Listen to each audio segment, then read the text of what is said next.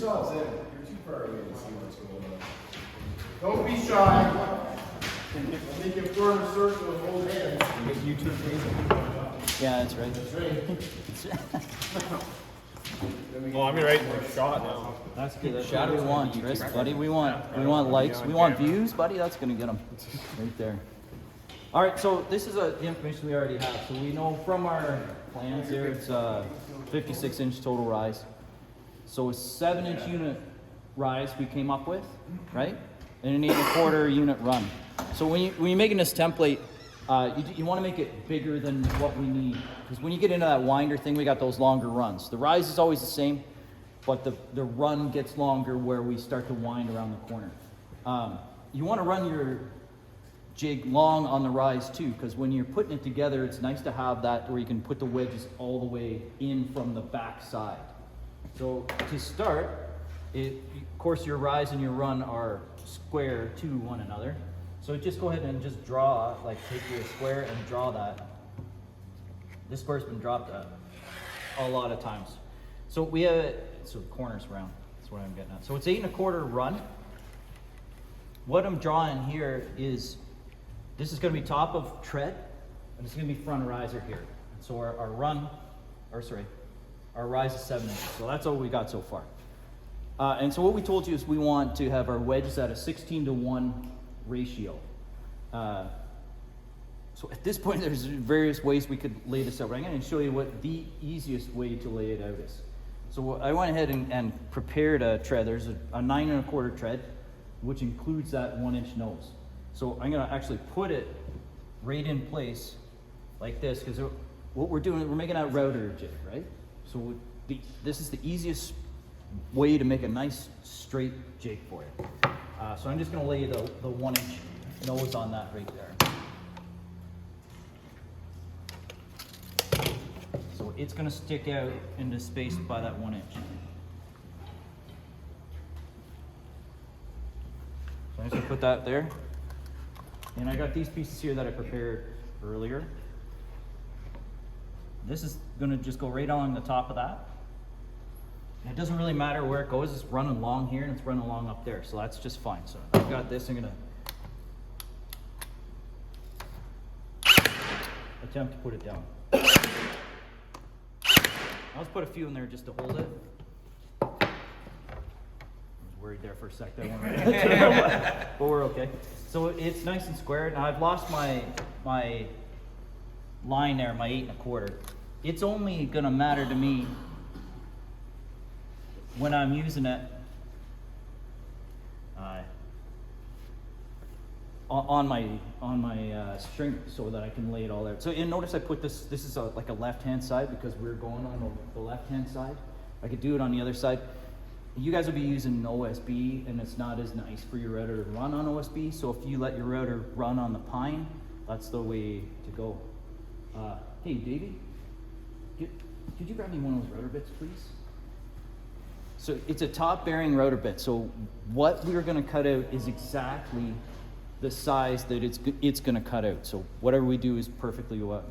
There's other ways to do it, right? Like there's a collar which goes around, and the collar, then we have to make our template bigger than what we actually want to cut. But fortunately for us, this is the easiest way to do it. They are bits that our template cuts it exactly the right, same size. All right, so I can put my rise on there.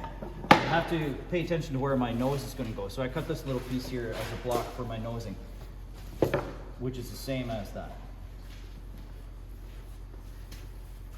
So my nose, I'm going to put that guy right in there like that. That seems to be a different thickness. Thanks, Dave.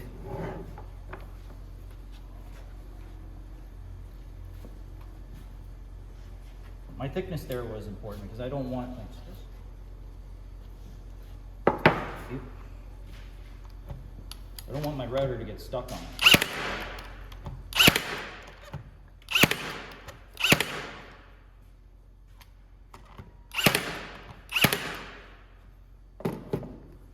Alright, so that's the whole outside of it. So I'm going to put this in here. And I got a riser, a 7-inch riser.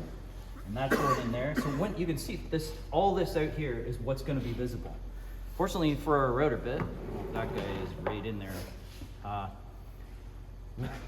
Lots of things running through my mind. We have to make our template thick enough that the bearing runs on here, and we go through our stock, our stringer stock, that 1/4 inch of housing that we want.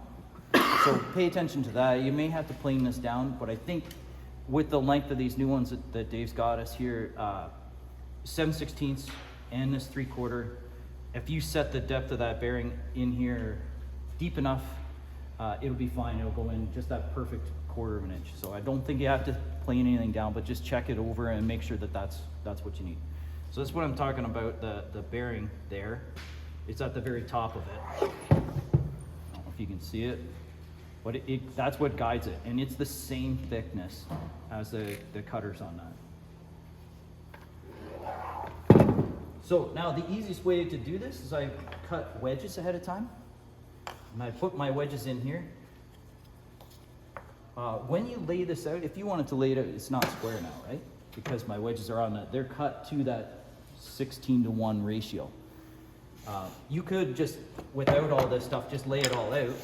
We'd have to lay it back, the thickness of our tread, the thickness of our riser, and then lay on there our 1:16 ratio coming down.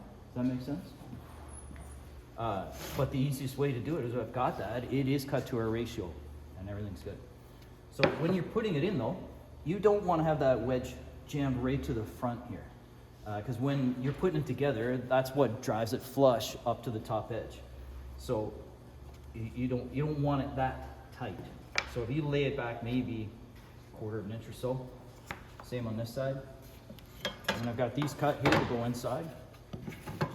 That's not a 45, and it doesn't matter if they're perfect in there or not. Whoops, I forgot to put my riser in. So it has to be back from the riser. So when I'm saying that, you don't want to drive that through so it hits the riser or runs through the riser and you got that kind of action going on. So riser's there, that's back a bit, and that's back. Those two fit in there, and they're tight to the front. If I can make it happen. Tight to the front, tight to the top. And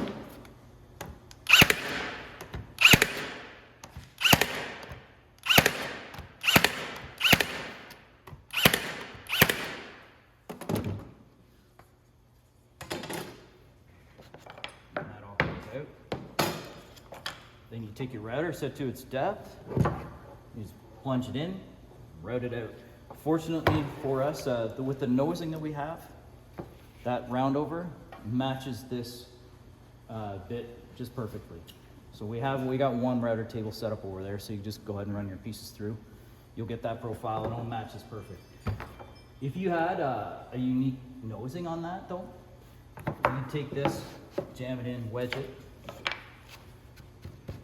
and take like an epoxy, or maybe coat this like in a wax paper or something, put an epoxy and fill all that up, let that harden up, then you pull it out, and then you've got that perfect, exactly matching the profile of your nosing.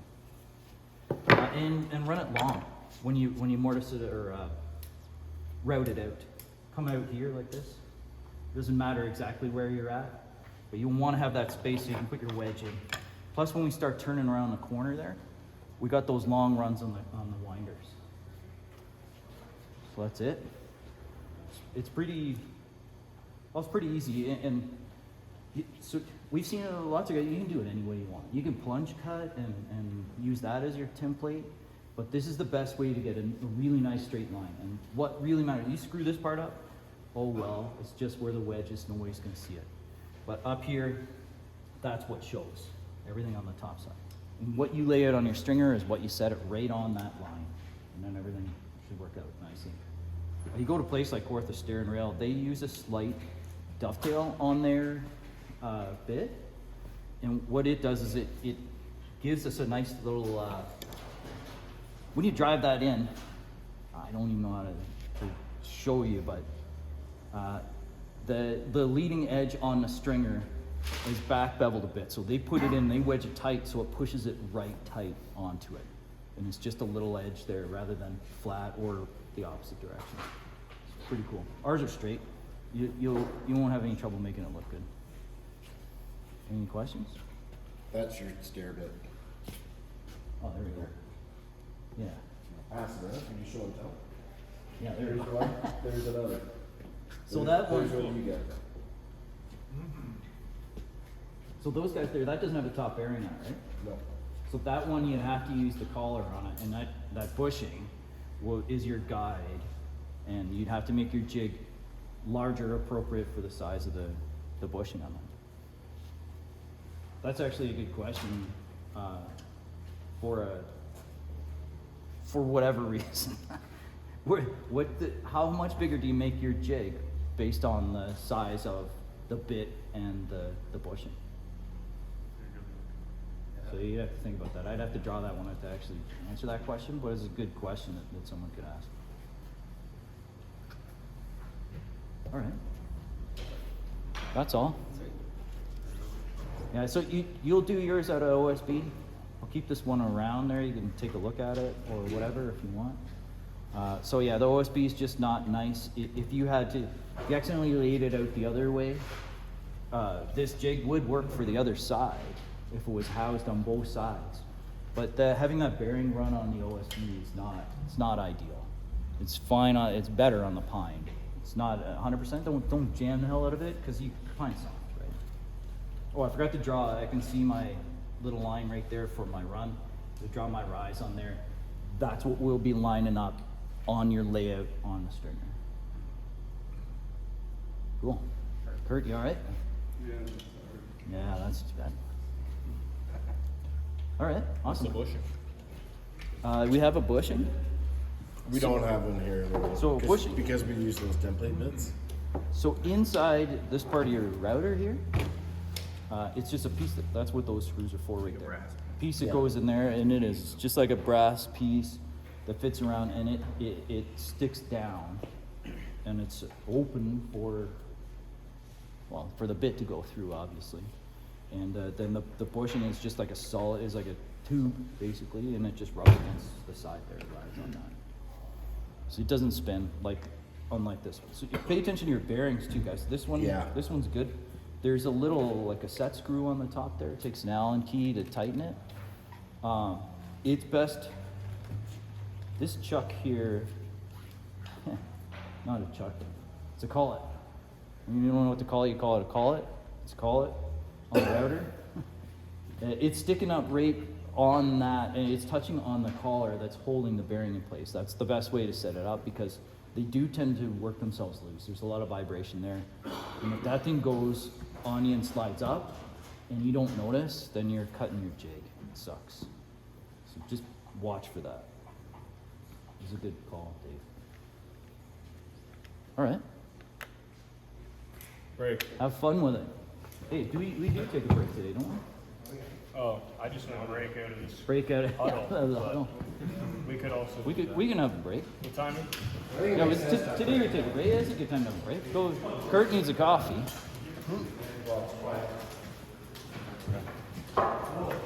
It is different. Is that right?